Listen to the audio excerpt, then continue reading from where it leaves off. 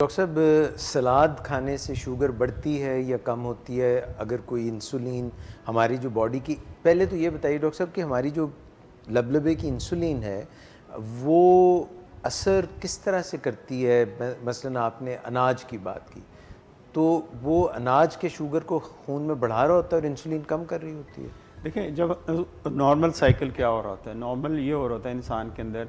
जैसे अगर हम नाश्ता कर रहे हैं या खाना खा रहे हैं, हमने खाना खाया तो हमारा शुगर लेवल, हमारा खाना अभी मुंह के अंदर ही होता है, जी। तो यहाँ से ग्लूकोज एब्जॉर्ब होना शुरू हो जाता है। आपको देखोगे अगर रोटी को थोड़ा सा चबाया जाए तो आपको रोटी की मिठास महसूस होती है। तो वो हमारे जो मुंह के अंदर एंजाइम्स हैं वो उसको तोड़ना शुरू कर देते हैं, उसको ग्लूकोज में कन्वर्ट करना शुरू कर देते हैं। तो खाना खाना शुरू करते ही खाना मुंह के अंदर होता है, लुकमा होता है, तो आपका शुगर लेवल बढ़ना शुरू हो जाता है।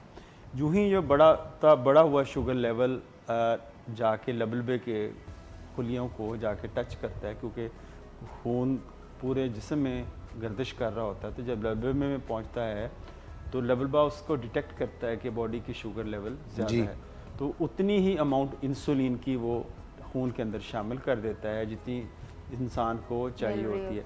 वो इंसुलिन क्या करती है कि वो इंसुलिन आपकी जो निशास्ता होता है, जो अपने कार्बोहाइड्रेट्स होते हैं या जो खुराक होती है, उसको मसल्स के अंदर और लिवर के अंदर स्टोर कर देती है। तो इस तरह आपका जो जहाँ जहाँ उसकी ज़रूरत होती है वो यूटिलाइज़ करवा देती है।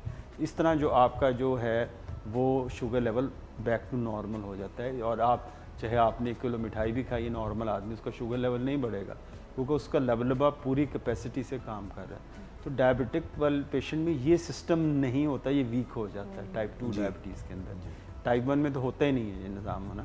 तो टाइप 2 के अंदर ये कम हो जाता है। यानी अगर आपको इंसुलिन पूरी मिलनी चाहिए थी, कोई 30% मिल रही होती है या 20% मिल रही होती है, तो इस वजह से शुगर लेवल बढ़ता है। तो उसकी जो कमी हम अद्वियात ऐसी देते हैं जो शुगर को इस जगहों पे पहुँचाएँ, लिवर में, मसल्स में, या उसके यूटिलाइजेशन को बेहतर करें। अगर कोई चिकन खा ले, मटन खा ले, बीफ खा ले, अंडे खा ले, तो फिर उसकी शुगर बढ़ेगी या कम होगी? और साथ में वही गोलियां जो पहले ले रहा था वही लेता रहे या वही इंसुलिन के यूनिट लेता रहे, तो क्या असर होगा? देखिए, जो हम रिकमेंड ये करते हैं, देखें कि अगर आप अगर कोई ऐसी खुराक इस्तेमाल करते हैं जो बिल्कुल जैसे मैदे वाली है, यानी जैसे सफ़ेद आटा है या मैदे की बनी हुई चीज़ है, उसके अंदर फाइबर नहीं होता, बेकरी नान। हाँ, बेकरी नान, तो वो शुगर को फौरी तौर पर वो बढ़ाते हैं, ग्लूकोज की तरह बढ़ा देते हैं।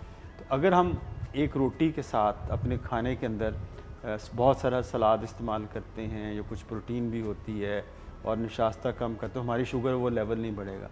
क्योंकि निशास्ता हमें 2 फ़ायदे देता है। एक तो हमारे मैदे को फिलिंग इफेक्ट देता है, जिसको रफेज कहते हैं, मैदे को आपको भर देता है, तो उससे आपकी भूख में कमी आती है और आप कम खाना खाते हैं। दूसरा, वो जो कार्बोहाइड्रेट होता है, निशास्ता होता है, उसको वो पकड़ लेता है, जकड़ लेता है, उसको आहिस्ता आहिस्ता जज़ब होने देता है, बजाय कि एकदम शुगर का लेवल हाई हो। तो एक तो ये काम करते हैं। इसलिए हम जब रिकमेंड करते हैं, बहुत सारे पेशेंट पूछते हैं कि हम क्या करें, हमें भूख इतनी लगती है, तो हम क्या करें। तो हमारी जो फिर हम 2-2 रोटियां खाते हैं, 3-3 रोटियां खा जाते हैं। तो उसका हम ये तरीका जो है, जो साइंटिफिक तरीका भी है, कि आप खाना खाने से पहले 2 गिलास पानी के लें, ताकि आपकी जो एंजाइम बन रहे हैं वो डाइल्यूट हो जाएं और थोड़ा सा मैदे को तसल्ली हो। 2 गिलास पानी के ले लें। और दूसरा ये करें कि खाने की जो एक पूरा सलाद का एक बोल बना लें। उसका जो बोल है वो उसका आपका खाने से रोटी खाने से पहले आप वो आधा सलाद वो ख़त्म कर लें। थोड़ा सा तवक्कुफ़ करें 1-2 मिनट का, फिर अपनी रोटी खाएं, और एक रोटी के 12 से 14 लुक़मे करें। क्योंकि आपने ये देखा होगा, जो लोग फास्ट ईटर होते हैं वो ओवर ईटर भी होते हैं। वो तेज़ी से अपना जो है ना वो खाना ख़त्म करने की कोशिश में 3-4 लुक़मे बनाए तो अगली रोटी लेके आओ। तो उससे आप 12-13 लुक़मे से आपका जो जा की मूवमेंट है वो ज़्यादा अरसा जारी रहेंगी, तो आपकी जो सेटिस्फेक्शन का लेवल है वो बेहतर हो जाएगा। अगर वो चावल खाते हैं तो चावल बजाय चम्मच के वो कांटे के ज़रिए खाएं, तो इससे भी फ़र्क पड़ेगा। और च्यू करने से ये भी होता है कि आपको डाइजेशन। और फिर ये करें कि जब आपकी वो रोटी वहाँ पे आपने ख़त्म कर ली है, जी। और दूसरा के सालन कम डालें प्लेट के अंदर, और उसको अगर, क्योंकि बाज़ लोग सालन ख़त्म करने के चक्कर में ओवर ईटिंग कर जाते हैं। और तीसरा कि जब आपका जो खाना ख़त्म कर लें, मतलब आपकी एक रोटी खानी थी, आपका प्लान में थी, तो आप घर में भी कह दें कि ये रोटी मेरी एक ही बनाना, तो अगर तो एक ही बनी और उस जगह से उठ जाएं, आप दूसरे कमरे में चले जाएं, तो आप ये देखेंगे आपकी जो भूख का लेवल वो थोड़ी देर में वो बिल्कुल सेटल हो जाएगा। तो ये कुछ टेक्निक्स हैं जिससे आप इसको कंट्रोल कर सकते हैं। बहरहाल इसमें हम अगर सलाद का इस्तेमाल करते हैं तो हमारा शुगर लेवल बढ़ता नहीं है, स्टेबल रहता है, कम नहीं होता। और अगर ऑयल और घी ज़्यादा इस्तेमाल करें तो फिर उससे शुगर लेवल बढ़ जाता जैसे भिंडी लोग बनाते हैं, है। जी, भिंडी डीप फ्राइड होती है वो। तो डीप फ्राइड होती है। देखिए डीप फ्राइड वो जब वो बनती, जो डीप फ्राइड चीज़ें हैं वो क्या करती हैं, वो आपके मैदे के मूवमेंट को स्लो डाउन कर देती हैं। यानी जो भी फ़ैट है, फ़ैट क्योंकि एक ऐसी चीज़ है जिसको ज़्यादा डाइजेशन करनी पड़ती है आपको। जैसे हम लोग खाना कोई भी खाते हैं तो हमारा मैदा मूवमेंट करता है, पेरिस्टाल्टिक मूवमेंट होती है। तो खाना जब हम फ़ैट खाते हैं तो फ़ैट के साथ जो भी चीज़ हम तली होती है, पराठा खा लिया या तली हुई चीज़ खाई, तो उसको एब्जॉर्ब होने में मैदे को ज़्यादा टाइम गुजारना पड़ता है। जब ज़्यादा टाइम लगता है मैदे को, तो मैदे से खुराक पास ऑन इंटेस्टाइन होने में 3 से 4 घंटे, 2 से 3 घंटे लग जाते हैं। तो उतना ही एसिड ज़्यादा बनेगा, उतनी तेज़ाबियत ही ज़्यादा होगी। आप देखें कि मैं पेशेंट्स को यही कहता हूँ कि कहते हैं जी हमारे खाना, हमें तो खाना खा लें तो बड़ा बुरा हाल होता है।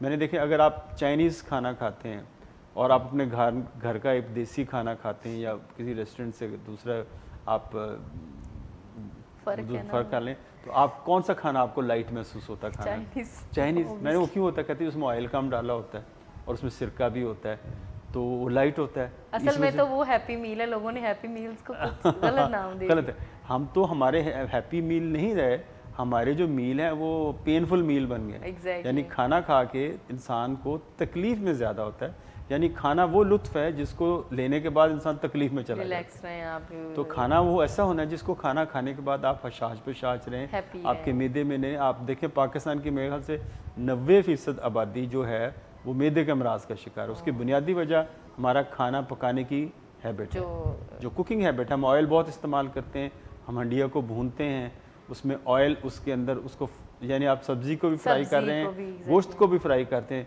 और बेचारी दाल बचती है उसको तड़का लगा देते हैं। तो हम छोड़ते कोई, तड़का दाल है वो खानी है।